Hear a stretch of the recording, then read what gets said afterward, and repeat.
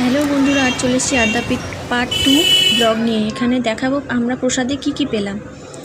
রিক্যাপে দেখে নিলাম, তারপরে কুপন কেটে নিলাম। কুপন কেটে আমরা প্রসাদের জায়গায় চলে আসলাম। এবার দেখে না আমরা প্রসাদে কি খেলাম। কিছু ইন্টারেস্টিং ব্লগ আরও আসতে চলেছে, তোমরা চ্যানেলটাকে ফলো করে নাও। প্রথমে পাতা দিয়ে দিল, তারপরে জলের গ্লাস দিয়ে দিল। এই যে প্রসাদ এসে গেল। প্রথমে দিয়ে দিল পোলাও আর একটা করে বেগুন, তারপরে চলে এলো অন্নপ্রসাদ বা ভাত, তারপরে চলে এলো একটা আলুর তরকারি। প্রসাদটা খেতে খেতে তারপরে চলে এলো আবার খিচুড়ি। খিচুড়ি যত খুশি তোমরা নিতে পারো। খিচুড়ির সাথে চলে এলো একটা শাক দিয়ে, সব কিছু সবজি দিয়ে একটা তরকারি। এত সুন্দর স্বাদ যে অমৃত। ঠাকুরের প্রসাদ সত্যি অমৃত সমান। তারপরে চলে এলো চাটনি, তারপরে পায়েস। এই যে আমার থালা একদম পরিষ্কার।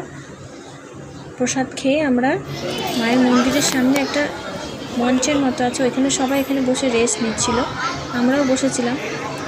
এই যে মন্দির বন্ধ আছে, আবার সন্ধ্যে 7টায় খুলবে।